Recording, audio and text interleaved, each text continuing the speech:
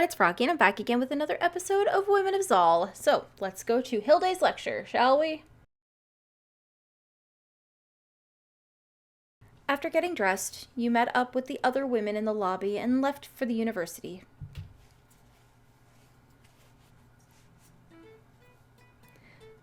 God, I don't remember her voice. Thank you for coming. In case you somehow missed the memo, in 2 Earth days you'll be taking my exam. There's no way to pass or fail, but soon it will be noting what you got right or wrong. And that's probably important to you matriarch hopefuls, so I hope you've been paying attention or stealing notes from your classmates. Now, the final lesson, spells and the arcane. Some of you look like you want to ask how that relates to humans, and you'd be right to ask. Thing is, we do share some similarities with their form of magic. Like Zala, mana has 2 types of energy, traditional and arcane. The former is, of course, how we can conjure elemental spells and summon our weapons from miles away. Arcane spells allow the user to perform more supernatural feats that can't be explained by modern science, nor do we know how they work. If our ancestors hadn't run into the craft, we'd never have access to that form of magic. Humans share their same history across the entire canvas, which brings me to the important bits. Humans and Zulians have wildly different arcane spells. They can create magical doors that instantly take them to their destination, transform themselves into different beings, control the weather, even contort reality to their whims. Surely not every human has access to such abilities. Fortunately not. Similar to our situation, only a select few ever pick up arcane magic. I'm glad. Their take on the craft seems more combat-oriented. And from what I hear, they most certainly do have spells like Life Giver. The what? It's one of our most notable arcane spells. You can revive someone within 1 minute of their death by forcing the Zala, and that was leaving the body back in. Think of it like jump-starting an engine. But it's half the caster's lifespan. Ah, that silly spell. I believe we've discussed it a bit outside of class. There is one thing we do have in common with the human's arcane energy. Children typically under the age of 12 are often ripe with raw, untapped arcane essence. We're talking dangerous, maddening amounts of it. Scientists from both canvases have no idea how to interact with that pool of power, and the kids themselves lose their natural arcanic magic during their teen years. It's a shame. The young have so much potential, but are biologically incapable of accessing it. Who knows what incredible feats of wonder someone could do if they had the means to control such spells. But we need to move on. So much to cram into your heads before the exam. Another thing that we have in common with the other canvases. She put so much information in everyone's heads that you felt the urge to sleep sneaking up on you. You recall a certain person that you want to spend time with. Oh. We haven't met Artimis yet, have we? Let's do that. Or attempt it, anyways. That said, it was hard thinking about someone you'd never met before. After working for about 5 minutes, you felt a yawn coming on. Deciding that a walk may fight away the urge to sleep, you stood up and decided to take a stroll through the halls. Yeah, that. So, Artemis, do I tell her that you don't work this cycle, or...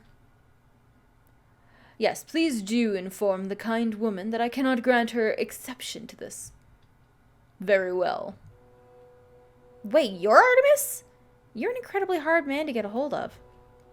Yet we still met at last, Lady of Jalil? But how may I be of service to the ever-busy Zena? You Don't have work right now, right? Feel up to chatting? Typically no, but I will entertain the one so dutifully bound to justice. Charmer. So I'm told. What else about yourself have you been informed of? Well, let's see. A tease, a chase, a problem, a nuisance, an investment, a bit of a smartass, cynical, critical, and partially traumatized by good old Mother Dearest selling me away. And yes, all of those have very much been told to my face, mind you.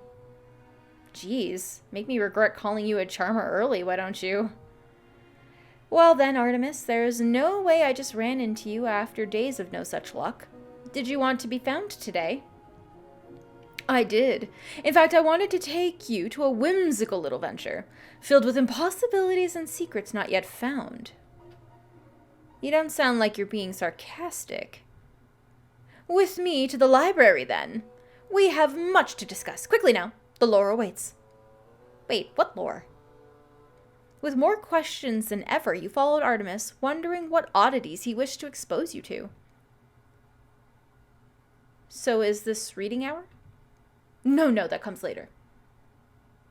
He looked thoroughly around to make sure no ears could pry into your conversation. You're a seer. It's only natural that we wish to develop those powers a bit more, yes? When did you... Come now, it's by no means a well-kept secret. Between the articles and sleeping all the time, well, you should expect no less from those who have been the slightest bit observant. Well, thank you for not selling me out. A meaningless action, if I do say so myself. What good is your secret in the hands of the unruly politicians that exploit such individuals? Better to test my own powers on you and truly benefit. You have a special ability, too. Nothing as sky-breaking as peering into potential futures, but I do have something equally as useful to me, if not more so. See, my little trick can detect and interact with those harboring abnormalities in their Zala.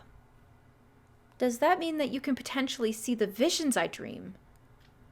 It's most certainly an experiment I'd love to see answered. If you could, then perhaps you'll be able to remember what I can't. Ah, yes, that woman Mara has your memories of dreams tucked away in a curse. Well, one can certainly hope for that to be the outcome. All right, I'm in. Finding a way around Mara's scheme has been at the top of my list since Cycle 1.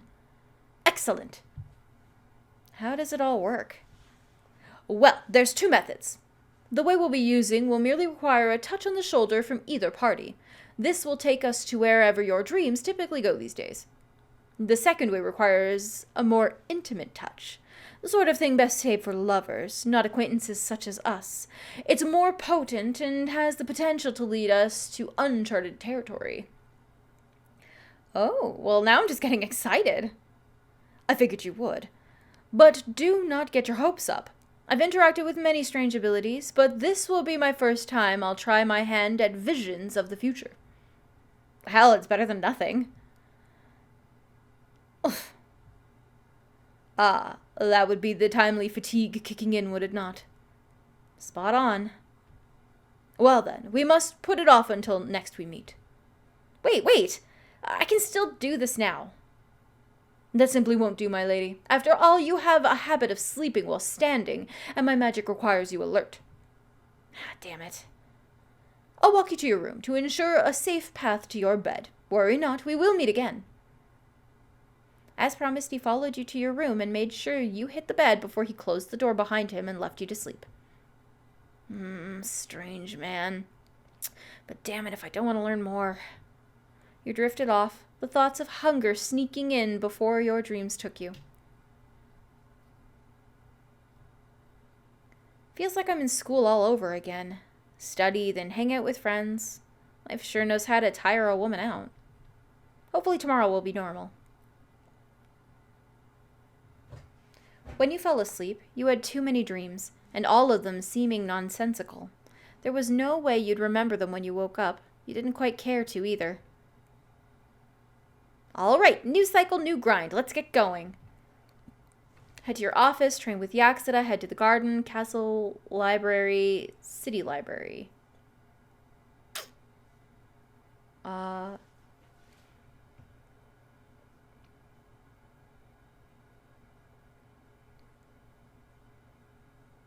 Maybe we'll go back to the city library? No, head to the garden. Yeah, let's go to the garden. Okay, Vicia's here. You found Vicia, sitting on the bench she must have sat on countless times before. Her head turned your way and she smiled. Zena, a joy to hear you as always. You can tell who people are just by their footsteps. Sit here all the time. Sit here all the time. I think it's fair to say that I do. Though for the next few days, I'll be a bit too busy to relax. A shame, really. I do love it here. The air, the sounds, the smell. It reminds me a bit of my childhood. But that's enough about me. I trust you're getting into the groove of things these days. Absolutely, I'm pretty confident in my chances. Sometimes it's a struggle, but it's certainly getting easier. Yeah. That's good. I want you to eventually be able to clutch victory with your fists. So many people, with so much potential, never bother to achieve anything they can. They're perfectly content with what they have. I suppose it's their right. But it boggles the mind sometimes. You care a lot about this. Yes. I'm quite old. I've seen much change, and not all for the better. I often wonder where it all went wrong, and if it's possible to correct course. Fixing such things is probably impossible, though. Comes out. I've felt that way for a long time. I bet. But now you have me wondering how much has changed since your earlier days. That would take so long to dive into. Instead, why don't you tell me more about your ambitions? Even when they stand in heavy opposition to mine, I always love hearing about it. For a woman of such lofty titles, Vicia sure did enjoy devouring every word you said when it came to your passions and goals. You went on longer than you expected, and before either of you knew it, it was time for both of you to part ways. Oh god, all of these people again. Alright, well, I think I'm gonna go ahead and end this episode here for today. I hope you guys enjoyed it. If you want to see more videos from me, then don't forget to like, comment, and subscribe. Thanks for watching.